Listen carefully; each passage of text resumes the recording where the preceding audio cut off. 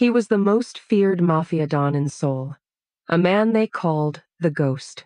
When he finds the only woman he's ever loved, beaten and abandoned, freezing in a winter storm, clutching a child with eyes that mirror his own, the city is about to learn that some debts are paid in blood. Tae-Seung just wanted to escape the world as the heir to, not one but two, of the largest conglomerates in Seoul and Italy. In the glass towers of Seoul and the historic streets of Italy, the Kang and Moretti names are synonymous with power. Bound by blood and business, the Kang and Moretti families run Seoul and Italy more than just conglomerates. They are the syndicates that move the world. Tae-Seung is the crown prince of these two worlds, the byproduct of a strategic marriage meant to fuse their empires into one. To his families, he is the ultimate asset. To the world, he is the heir to a throne built on strategy and steel. The sidewalk outside the Velvet Room hums with the bass of a track that feels like a heartbeat. It's warm, amber, and crowded. Tae-Seung, 6'3" of tailored perfection, steps toward the door. He's the pretty boy the reviews warned about, but with a presence that feels more permanent than the college crowd. The security guard nods, pulling the heavy wood and glass door open. The woman dancing in the middle of the crowd commanded his attention. She was beautiful. Not beautiful in a sculpted way. She was beautiful like the waves of the oceans meeting the sand of the shore, like fireflies over the midnight calm waters of a bayou stream. She had smooth caramel-brown skin that held a glow in the amber light of the room. The bangles on her wrist were silver with hints of rose gold, and cowrie shells for the value of history adorned her neck, waist, and ankle. She wore large hoop earrings framing the length of her beautiful neck. She stood out, not just for the glowing, silky, soft brown of her skin, but for her obvious love for life. She held the essence of what Tae-Seung needed terribly in his life. She was full of light, air, like a balm to his soul. She was an anomaly in so many ways, but breathtaking in every instance. Tae-Seung Moretti sat in the back of his armored luxury vehicle. Looking out the window of the Genesis G90, he watched the city shift from glass towers to corrugated steel. The warehouse district loomed rusted doors, loading bays frozen shut, sodium lights flickering awake. He was dressed for a gala, tailored black suit, slate gray shirt that was the exact color of his hooded eyes, a man who looked untouchable. Enzo, always the calm-voiced reminder of the situation, checked the time. "Boss, we're late. The Lee family. Stop the car." The command cut through the cabin like a blade. Enzo tried to remind Tae-Seung. "Boss, we still have—" "I said, stop." The car immediately rolled to a halt. Tae-Seung stepped out into the cold, the sharp bite of winter slicing through wool and silk. His shoes crunched against frozen slush as he crossed to her. Propped against the corrugated metal door of an abandoned warehouse was a woman. But it wasn't the woman that caught his attention. It was the umbrella. A large, reinforced black umbrella held at an awkward angle against the wind. Snow had crusted along its edges. At the top, barely visible beneath ice and frost, was a silver monogram, Moretti Logistics. His chest locked. He had given this one-of-a-kind umbrella to only one person, the only woman he has ever loved. The umbrella wasn't shielding the woman. It was angled downward carefully, deliberately covering a stroller tucked against her body. Only the curved handle protruded from beneath the edge of her jacket, which she had pulled tight around it, sacrificing her own warmth to block the wind. Whatever was covered so protectively, Tae-Seung knew that she would willingly give her life for it. Tae-Seung moved closer, his steps slowing as recognition hollowed him out. The woman lifted her head with effort, her eyes struggling to focus through swelling and exhaustion. Maya. The recognition tore through him like a white-hot iron. Maya was slumped low, her body angled protectively, one shoulder pressed hard against steel cold enough to burn. Her breath came shallow, uneven. Her brown cheeks were raw and red from exposure. Wet snow clung to the hem of her black jeans and the sleeves of her cream blouse, a blouse covered with her frozen blood. Maya's body bore proof of the abuse she had endured hours earlier. One of her eyes was swollen shut. Her other cheek bears the smear of blood from her mouth. Tears left white frosted lines down her face. Unseen bruises hidden under her clothes and in her heart. She looked at him like she was trying to remember a dream. He took her hand.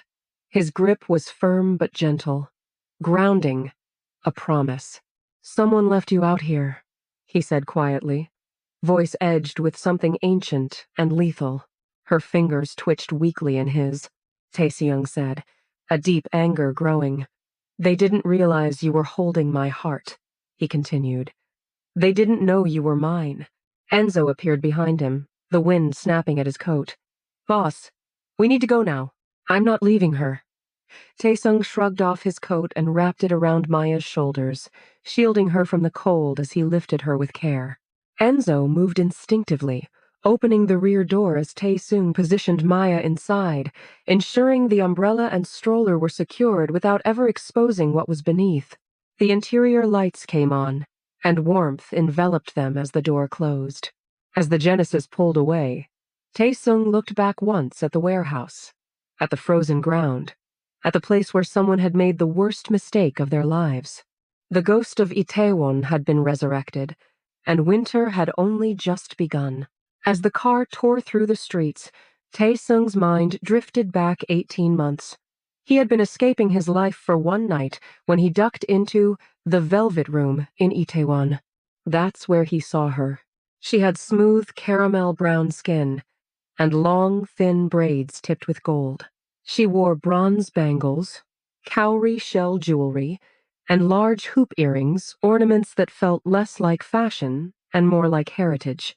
She stood out, not just for the beautiful, enticing, soft brown of her skin, but for her beauty, obvious love for life. She held the essence of what Tae-Seung needed terribly in his life. She was full of light, air, like a balm to his soul. She was an anomaly in so many ways, but breathtaking in every instance. Tae-Seung had walked over with the confidence of a royal heir, and she didn't even offer him a glance up. He stood there waiting to be acknowledged. She looked up eventually, like he had been blocking her flow. It was only then that she stopped her movement and gave him her undivided attention. She asked him a simple question, not in a rude way, just to get an understanding. "Hi, can I help you?" That was the furthest thing from what Tae-Seung had expected. He didn't even know what he really expected. But a gentle and inquisitive, "Hi, and can I help you?" was not it. Tae-Seung responded with the same calm, matter-of-fact interaction. "Hi, can I talk with you for a minute?" Maya giggled. "A minute, that's all? I'll hold you to that." She shared a gentle laugh with him. He wasn't sure why, because this had never happened before, but her full attention and the sunshine from her laughter made him feel like he had been washed over by a warm summer rain. The kind you ran through with laughter catching a rainbow. Maya looked up at Tae and smiled. "Are you going to sit down or just keep standing there staring at me with a confused look on your face?" "You're beautiful," Tae-Seung offered almost in a whisper, and he was definitely in awe. Maya thought the way he said that was hilarious. "You're just trying to get more than a minute. Flattery will get you everything." Maya turned and walked towards the booth she and her friends had claimed. Tae-Seung followed automatically, as if drawn to a flame. "Do you realize that you're still staring and your clock is running?" Maya giggled at his dazed look on his face. "What is your name?" "My name is Tae-Seung, but you can call me Tae," Tae-Seung said with all the confidence that he felt he should have, but didn't really. "Hi, nice to meet you, Tae. My name is Maya." She offered him a bright smile. They talked, and surprisingly, she was very open, like she had no fear of anything or anyone. It wasn't that she didn't fear, it was that she had faith. Everything will work out, and whatever happens, she will deal with the help of love. She tried to keep a positive attitude even in the face of trauma. He learned a lot about her. Tae-Seung asked Maya how she ended up in Seoul. "How did you come to be in my city, Maya?" "Your city? How do you know I am not from South Korea?" Maya gave him a crooked smile. Maya told him she was a graduate student at the university and a Fulbright scholar. Even though he asked, he barely heard her answer. She was a natural beauty and a woman of staggering intellect. She spoke 4 languages and only her beauty exceeded her intelligence. She carried herself like royalty with the laughter and light of a child. Their conversation, laughter and quiet moments of eye contact sent waves of heat between them. She asked him about his gray eyes, which seemed uniquely out of place on his Korean face of high cheekbones and hooded eyes. He had a strong jawline that looked cut from the finest marble.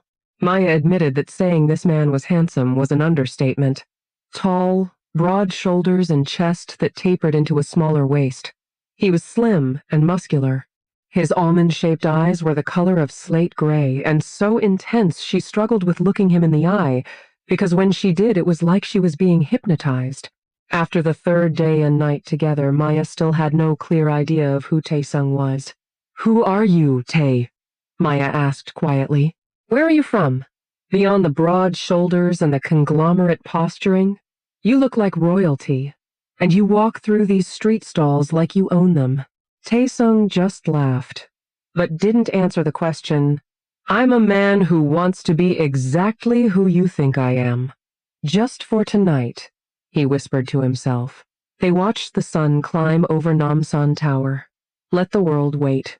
They had left the place and just walked around to no place in particular, just talking and walking. Tae-Seung said to Maya, "You carry yourself like you own the stars, Maya." Maya turned to him and smiled at him, with her big, beautiful eyes shining at him. "The stars? That's mighty rich." Tae-Seung looked at her seriously. "I'm just trying to understand how I got lucky enough to stand in their light." He fell in love with her, and their time together was like being caught in a whirlwind of passion and laughter. In comparison, she learned very little about him, and he had no intention of sharing who he really was, the Ghost of Itaewon. He didn't tell her he was a mafia don. To her, he was just Tae. Tae did tell her of his Italian father and Korean mother. She noticed that he was not the average man wandering through street food stalls at 3 a.m., sharing skewers and laughter. Their shared moments felt like they had known and loved each other for decades. And she fell in love with this man, a ghost who was bound to disappear. She felt, and he wished it was the start of something beautiful. But Tae-Seung knew his world was too violent. He would never let something, someone, so beautiful be swallowed by its darkness. The emotional and intimate moments they spent together were intense and randomly placed. In her computer lab, in his kitchen, in her bedroom, all passionate moments that he stored away in his heart, knowing that they would never happen again. On the 8th morning, he left before dawn. Just like a ghost, all that was left was a note, a stack of cash, and the umbrella left behind by the door against the cold wind cutting through the city. He told himself it was protection, distance, mercy. He didn't know he was leaving her with a part of himself and to be devoured by wolves. Maya spent 9 months carrying his child and a year and a half building a revolutionary AI logistics interface in borrowed apartments and libraries. Maya didn't know the Reeds. Drowning in debt and desperation had marked her as prey. They offered safety promises of marriage, stability, all while quietly working to strip her of her legal rights to her own brilliance. Corporate parasites. They had finally found their host. Marcus Reed said sweetly, as if he wanted to offer Maya his support. "You're drowning in debt, Maya. This revolutionary AI of yours is just lines of text until someone with a name like mine backs it." Maya looked at Marcus incredulously. "This interface is my life's work. It's my brilliance, not yours. You offered me a marriage to protect me, but all you've done is act like a wolf at my door." Marcus looked at Maya with a predatory look on his face now, empty of the sweetness just a few minutes earlier. "Maya, we took you in. We sheltered you. We offered you the credibility that came with the Reeds. We took you and that bastard child in when you had nowhere else to go. We don't offer safety for free. You owe us. What you authored while wearing my name is mine. You can share or you can have none. But what's mine is mine. I guess I have to show you the importance of obeying your husband." "We aren't married yet," Maya gave an angry retort. "You do not own me." Maya was so angry and focused on Marcus's eyes, she didn't see his hand before he struck her hard across her face. In her fevered state, Maya's mind replayed the horror of this moment over and over. Silent tears flowed down Maya's bruised face as she floated in and out of consciousness. Tae-Seung held the small, fragile boy close to his chest, a life born into the crossfire of empires. He looked down and saw the fever-bright eyes of the child, his child, in his arms. Gray-hooded undeniably, Moretti. Something inside his chest fractured. Tae-Seung swallowed hard, leaning over Maya as she lay unconscious with her head resting in his lap. His voice dropped to a whisper meant only for her. "I thought I saved you from me," he said. "Instead, I left you in a den of wolves." His jaw tightened. The Genesis cut through the winter dark streets of Seoul, tires hissing over frozen pavement. Sodium lights streaked past the windows. Inside, the cabin was warm, but the air was heavy, thick with ozone, blood, and the weight of consequence. Tae-Seung didn't look like a businessman anymore. He looked like a man who had rediscovered his capacity for violence. "Stay with me, Maya," Tae-Seung urged. "We're almost at the villa. Dr. Eris is waiting. You're safe now. Can you hear me? You're safe." Maya breathed an answer so soft it could barely be heard. Safe. Relief flickered through him at the sound of her voice, immediately replaced by fury at how weak it was.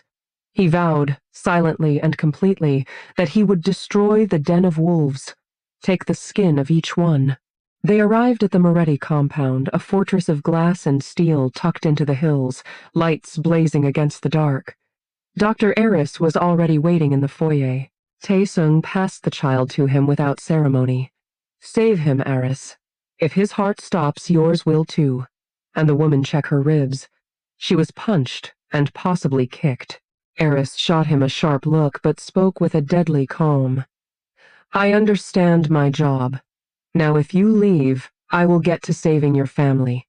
Tae-Seung remained where he was, suit ruined, hands stained, watching as Maya and his son were rushed toward the medical wing. His family. His family. He stood there like a monument until the adrenaline drained away, leaving behind something colder than rage. Purpose. Justification for the ghost to return. The Moretti estate became a quiet fortress. Tae-Seung stood in the corridor outside the private medical wing, hands in his pockets, watching through reinforced glass as Dr. Eris worked. The doctor moved with practiced precision, tending not only to Maya, but to the small boy who had been shielded from the cold beneath that umbrella. Tae-Seung didn't ask questions. He didn't demand names. He waited. In the grip of her fever, Maya saw visions of wolves chasing her. They were attacking her, and she was alone, and couldn't stop them or run from them. Maya spoke with so much pain during the grip of her fever, words that tore holes through Tae-Seung and poured rivers of guilt and shame. "Thank you for staying with us this long. We all have a story. I hope pieces of ours make for good entertainment and the occasional moment of encouragement. Please hit the like button and subscribe. You know it's free. It would make my day. I'd give you a big hug if I knew who you are. Borahea." "Tay, where are you?" And then sleep.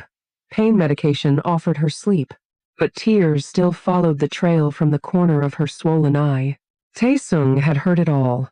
Building below the guilt and shame was a white-hot rage that was growing like a flame so high and hot it burned ghost white. Whoever would be the recipient of this rage will experience a terror not seen before. He will destroy by fire those who had tried to kill his family. During the fitful pain-induced sleep, Maya was still held in the grip of her past, a different king of pain. The morning after Tae-Seung's sudden departure, Maya had awoken to the pillow next to her cold. Her heart was pounding and she felt her stomach drop, with a sudden realization she was alone. The shared laughter, the quiet moments of connection, and the intense gaze that had captivated her were gone, replaced by an eerie stillness in her bed. She searched the room, hoping for a note, a sign, anything that would explain his absence. All she found was a stack of bills on the nightstand. A silent, confusing gesture that felt like an unspoken apology or a transaction rather than a parting gift. A mix of emotions surged through her: confusion, anger, and a deep sense of hurt. Had their connection been a lie? Was he simply using her? And was this money his way of washing his hands of her? The questions swirled in her head, leaving her with a hollow feeling in her chest.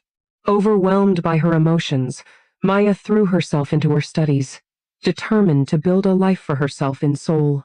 The Fulbright scholarship provided a sense of purpose, a focus that allowed her to escape the painful memories of Tae-Seung.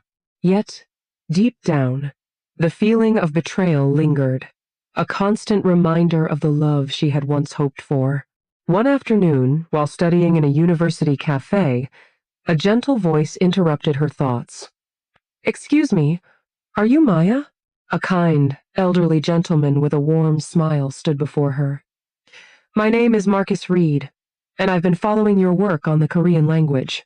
Over the coming weeks, Marcus Reed became a source of comfort and guidance for Maya. He listened patiently to her concerns, offered advice on her studies, and never once discouraged her aspirations. When Maya, still reeling from her encounter with Tae-Seung, discovered she was pregnant, Marcus and his family embraced the news with joy, promising to love and support both her and the child. Their warmth and acceptance felt like a balm to Maya's wounded soul. Marcus, unlike Tae-Seung, was peaceful and patient, a presence that offered a sense of security she had long been missing. Believing she had finally found the love and stability she deserved, Maya and Marcus were to be married. But the dream quickly turned into a nightmare. Almost immediately after their engagement, Marcus's gentle demeanor vanished, replaced by a cruel and abusive side Maya had never imagined. The verbal and emotional abuse were constant, leaving her feeling trapped and alone in a relationship built on a lie. As Maya endured the hardships of her relationship, her thoughts often drifted back to Tae-Seung, a constant presence in her mind despite his painful departure. She saw him once, when she had the time to look up, and there he was on the television screen, heir to both Moretti Logistics and Kong Industries, Tae-Seung Moretti. Now she realized that maybe she was just a phase, an escape. Now she knew that she was just a temporary thing, an inconvenience that he did not want to bring into his world. She wondered if he had ever truly cared for her, or if she was just another piece in a complex game. He remained in his ruined suit for hours, eyes fixed on the monitors. Patience had always been one of his most dangerous traits. The truth would come, but only when Maya was awake, coherent, and safe. Anything forced would fracture her further. Near noon the next day, Maya finally stirred. Her fever broke. Her bandages were fresh. She woke up in a room that smelled faintly of lavender, not steel or oil. Pale winter light filtered through the windows. Tae-Seung was seated nearby, watching her without intruding. "Leo?" she whispered, her voice raw. Panic flickered into her eyes. "Is he okay? Is he okay? Please tell me he's okay." Tears slipped down her swollen cheeks. "He's in the next room," Tae-Seung said gently. "He's sleeping. He's healthy. He's safe. I want to see him. I need to see him," Maya said, trying to sit up. Tae-Seung gently pushed her shoulders, telling her to lay still. He stood. "I'll get him, Maya. Just be still," Tae said to her, already moving quietly, and returned moments later with the child cradled carefully in his arms. "You did good, Maya. You kept him safe. You did good," Tae-Seung continued, his voice barely above a whisper, as though sound itself might disturb him. "He had a low fever when we arrived. The medication brought it down quickly." He understood her need to see him. He would have needed the same thing. The thought of Leo leaving his arms, of ever losing him, tightened painfully around his chest. Tae-Seung moved to the bedside and waited. He didn't crowd her. He didn't rush her. When her eyes finally focused, he placed the boy gently into her arms. Leo shifted, blinking awake. Gray eyes, stormy, hooded, unmistakable. The same eyes Tae-Seung saw in the mirror every morning. He had to fight the tightness in his throat and blink back the tears that stung the back of his eyes. You've been gone for 18 months, Maya, he said quietly. I need to know where you've been, and I need to know who did this to you. Maya looked down at her hands, then back up at him. Fear still lived there, but beneath it burned something sharper. She had a flare of anger, and the Reeds, herself and Tae-Seung. I've been gone? I wasn't the one who left in the middle of the night, Tae. I haven't gone anywhere. That was you. You left me with an umbrella that offered no safety from the wolves. Or was the umbrella supposed to be some type of brand insignia that marked me as territory where you had already been? You left, and I went where I thought we'd be safe, your child and I, Maya said. I went to the Reeds. I thought they would protect me instead of feeding on me like wolves. You know why I went to the wolves, Tae-Seung? Because you left me. You came and took my love and left. You took my heart and left me with cash and an umbrella. Umbrellas can't save you from wolves, Tae-Seung. Tae-Seung could only hang his head. I know that I'm sorry is not sufficient, Maya. I know I hurt you, and I let you be hurt. I put my son in danger. There is nothing I can say or do to make that better or excuse it. Maya continued, swallowing hard. Leo got sick. Your son was sick and you weren't there. Marcus and his parents thought this would be a good time to move me and my company while I was preoccupied with our son. Tears leaked from her eyes. They became violent because I refused to give up the rights to my patent. Her voice didn't break. It hardened. He didn't just hit me, Tae-Seung. His parents were there. They watched. His mother drank tea while he dragged me across the floor. Tae-Seung didn't move, but something in the air shifted. They took my company, Maya went on. Nexus Logistics. Everything I built, while Marcus was out drinking and pretending to be important. Maya had a renewed horror and anger. No rage. It was rage that surged through her at the possibility. Her jaw tightened and her eyes hardened. They took everything. Stripped my life and work to the bone. They took it all, and I almost lost my son, too. If I find out they tried to kill my son, you won't get to destroy them. I will have already burned it all to the ground before you get there, Maya said low and deadly. She looked up at Tae-Seung, anguish and anger etched into every line of her face. She swallowed. They thought I'd die out there in the cold. Maya's tears that came now were tears of anger. Something inside Tae-Seung finally broke, not loudly, not violently, but completely. And what replaced it was far worse. Tae-Seung took her hand. His grip was steady, not comforting, not cruel. A calm, deadly promise. They were wrong, he said quietly. They didn't know you were mine. They will pay with skin and bone. Anger and exhaustion won the fight with Maya. She fell back to sleep with Leo in her arms. Even in her sleep, her face showed her anger. Tae-Seung carried Leo to the nursery that had been prepared in a quiet haste.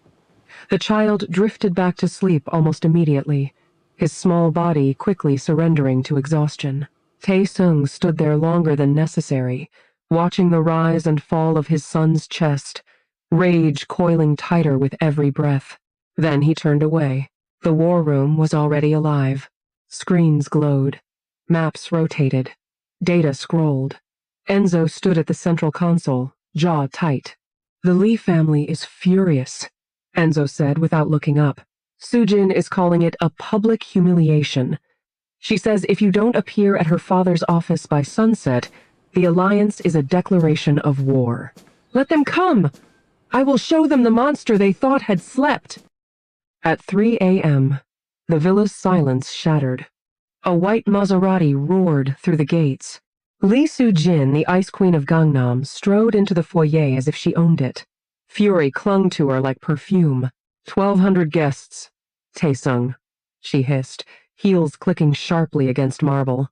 My father, the 5 families, all standing there with champagne, waiting for a groom who never arrived. Do you have any idea what you've done?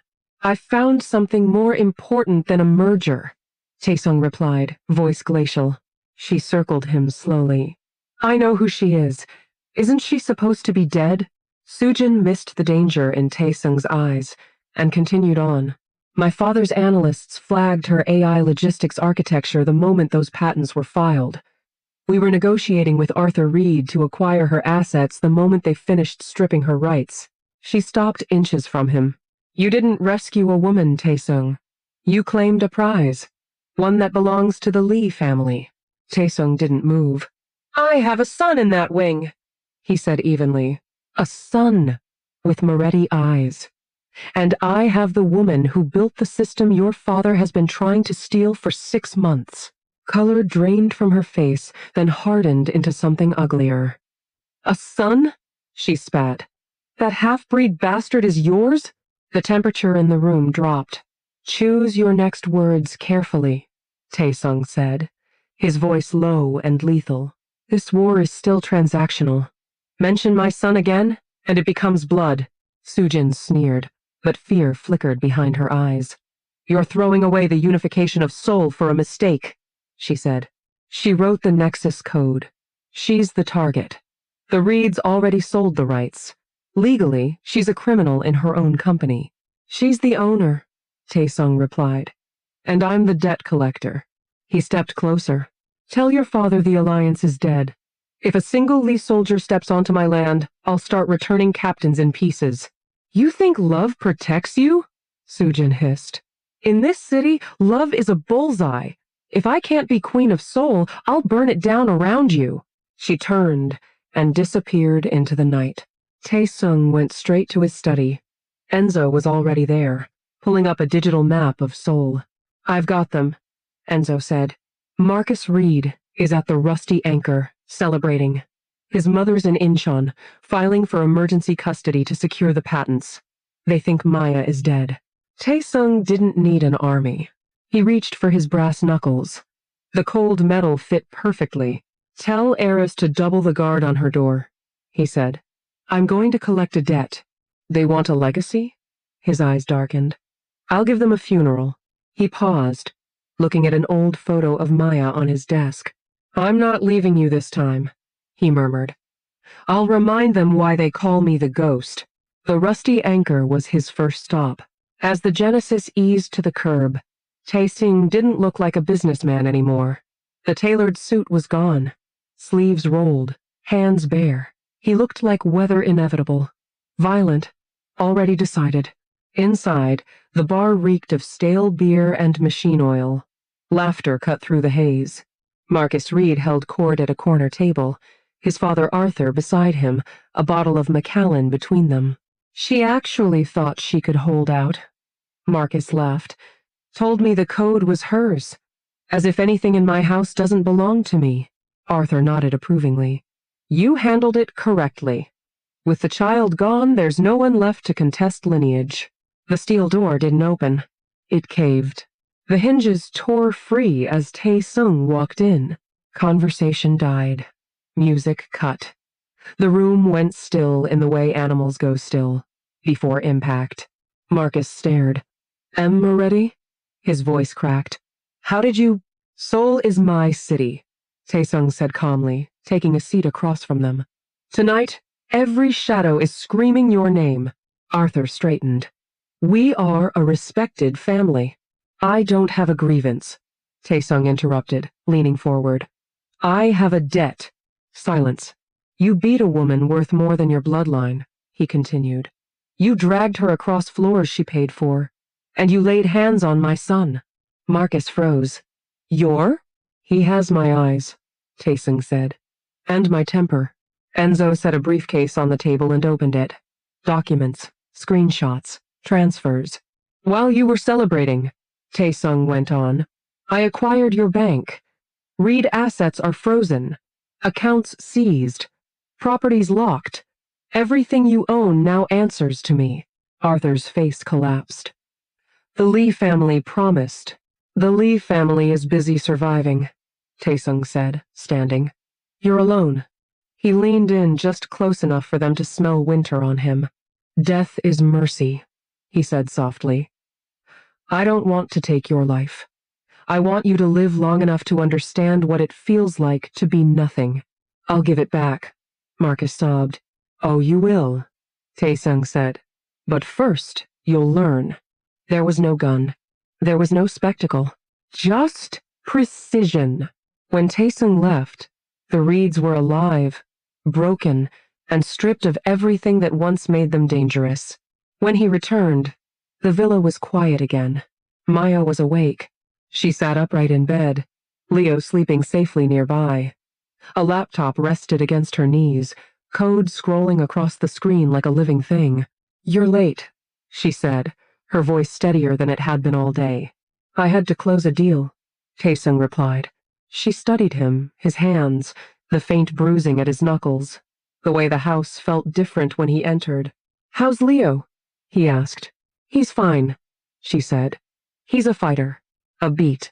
Sujin thinks the Lee family owns my patents," Tae-Seung said carefully. Maya smiled. "They have the files," she said. "They don't have the key." She turned the screen toward him. "I built a logic bomb into the core architecture. If I don't authenticate every 48 hours, the system encrypts itself. I already triggered the kill switch." Her smile sharpened. "By morning, the Lees will be holding $1 billion worth of unusable data." Tae-Seung stared at her, then laughed once, low and quiet. "You're more dangerous than I am," he said. Maya finally looked at him fully now. Not the man she'd loved. Not the ghost who'd vanished. The structure around him. The villa layered security. Silent precision. The guards who moved without being told. The way enemies collapsed in hours, not days. The way the city itself seemed to bend when he decided. "What are you?" she asked softly. The question wasn't curiosity. It was fear. Tae-Seung didn't answer immediately. He didn't deflect it. He didn't lie. He took her hand, grounding himself as much as her. "My name is Tae-Seung Moretti," he said as an introduction to the entire man. "My father was Italian. My mother was Korean. Both of them ruled empires that killed quietly and efficiently." He met her eyes. "I inherited both." Her fingers tightened around his. "I run Moretti Logistics publicly," he continued. "Shipping, logistics, infrastructure, privately. I control what moves through this city when the law looks the other way. I decide who trades, who starves, and who disappears." Maya's breath hitched. "I'm the Ghost of Itaewon," he finished for her. "And I never wanted you anywhere near that name." She pulled her hand back, anger flashing hot and immediate. "You used me," she said. "You let me love you without telling me the truth." "No," he said quietly. "I loved you knowing the truth would destroy you." Her voice shook. "Then why leave? Why not let me choose?" "Because choice is a luxury my world eats alive," he replied. "Because the moment you became mine, you became leverage." His jaw tightened. "I thought if I disappeared, you'd be invisible, safe, untouchable." She laughed once sharp, broken. "You left me with a note, cash, and an umbrella," she said. "And the wolves found me anyway." His eyes darkened with regret. "I miscalculated," he said. "And I will spend the rest of my life paying for it." Silence stretched between them heavy, loaded. "What about Leo?" Maya asked suddenly, fear cutting through her anger. "What does being your son mean for him? For us?" "It means he'll never be hunted again," Tae-Seung said without hesitation. "It means anyone who even thinks about touching him answers to me. It means he grows up protected, whether he ever knows why or not." She studied him carefully now. "And my company?" He didn't smile. "I don't want your patents," he said. "I don't want your brilliance. I don't want to own you or your work." He shook his head. "I want to insulate it, so you can rebuild without predators circling, so no one can coerce you again." Maya exhaled slowly. "And if being connected to you makes it worse?" she asked. "If your name poisons everything I touch, then I'll stand between you and the fallout," he said simply. "That's the cost of my world. I'll pay it, you won't." She was quiet for a long moment. Then she said, "I don't need you to fight my battles." He nodded. "I know." Her eyes locked onto his. "I need you to be my umbrella."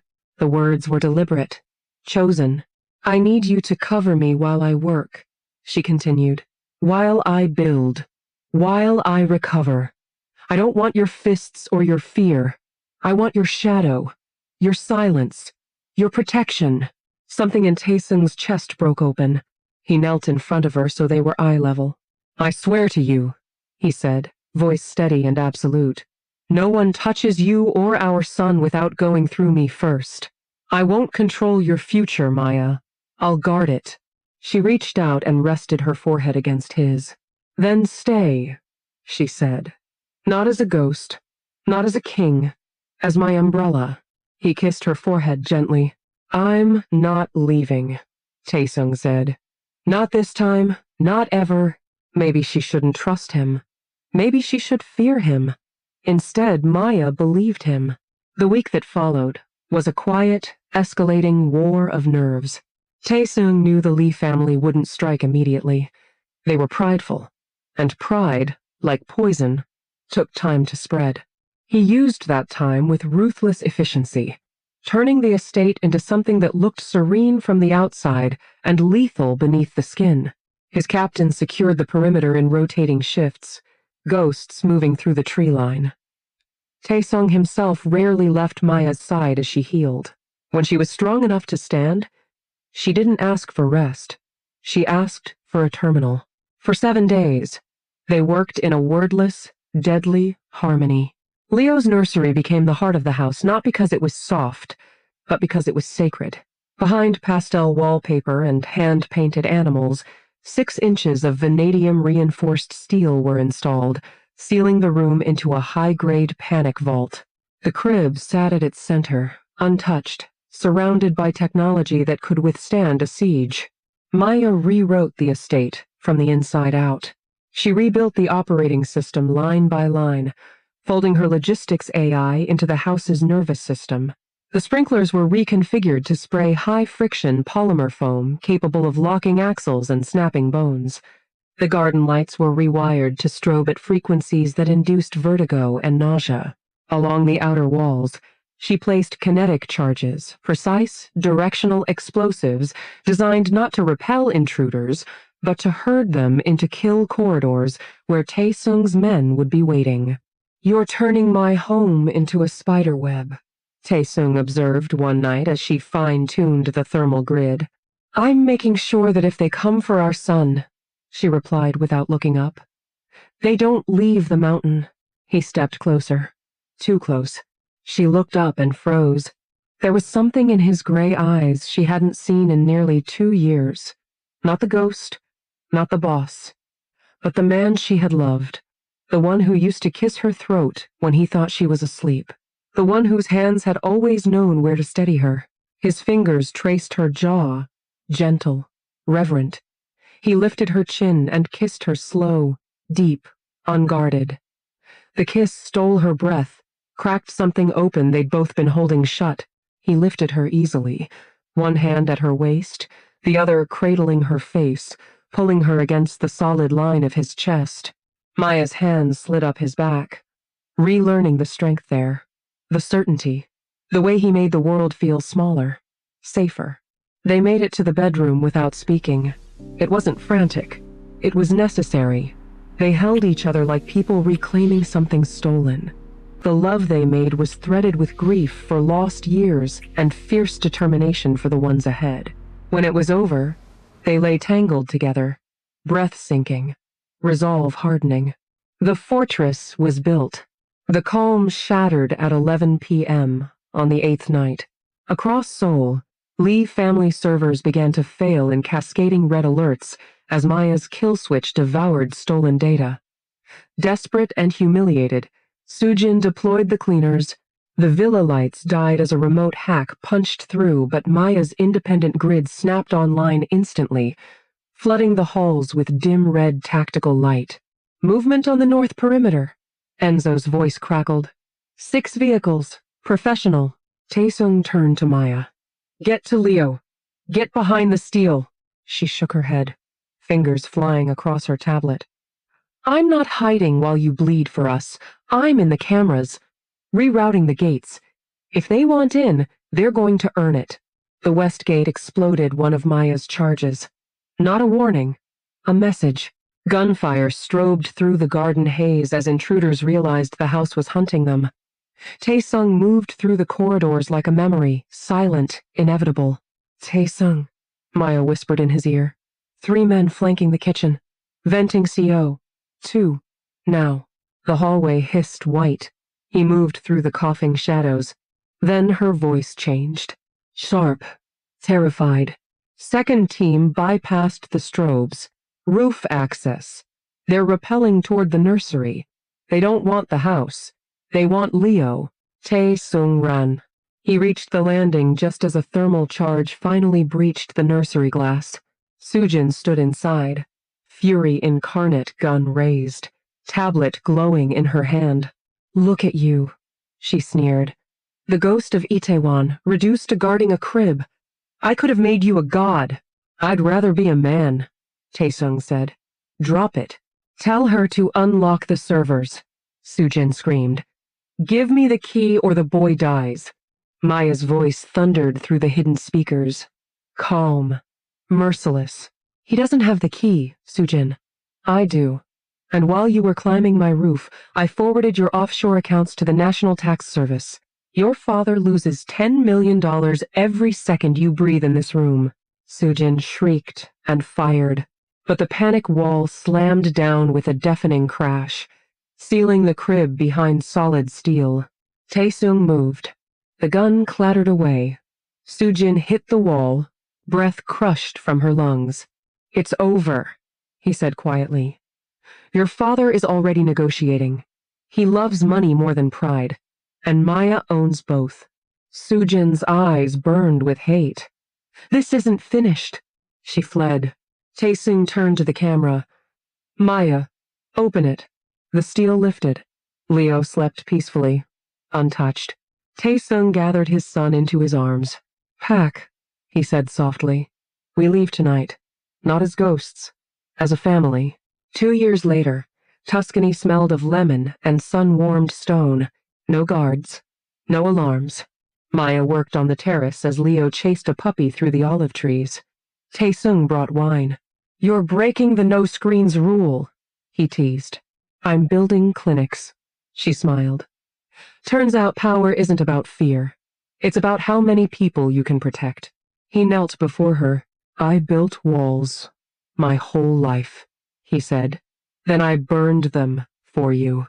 Stay not to hide, but to live, she smiled. One condition. Anything. I'm still CEO. He grinned. Best promotion I've ever had. As the sun set, the ghost stepped fully into the light, no longer a weapon, but shelter.